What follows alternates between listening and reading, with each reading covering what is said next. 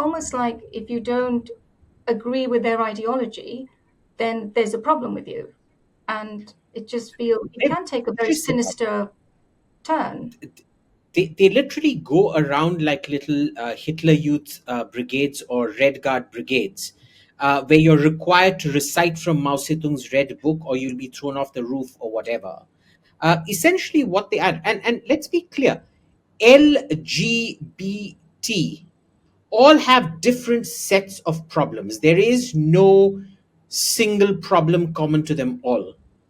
With gay people, it's a different set of problem. With lesbians, it is a question of women's emancipation, which becomes a lot easier with industrialization, where you know the only real difference between men and women is men are capable of greater physical work. Otherwise, women are just as smart in everything, and that mechanization and industrialization remove that gap.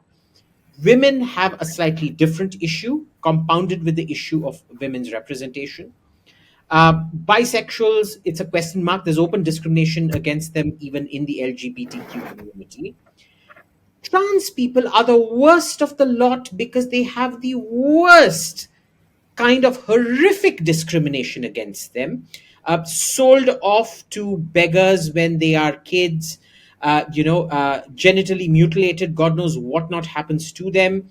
Uh, they are the really disprivileged community in all of this.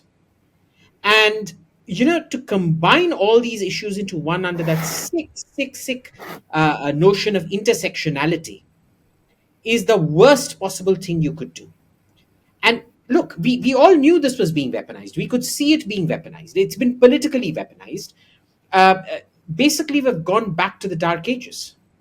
In the Dark Ages, you had church dogma. Anybody opposed it, off to the fire you go, out of the fray, you're burnt alive unless you recant. How different is what we're doing today? In the UK, you can actually get jailed for saying certain things. You saw that unfair dismissal case in the UK where the lady was convicted of transphobia for insisting that men and women are separate, and the tribunal upheld her sacking from her job. With the right to freedom is the right to offend.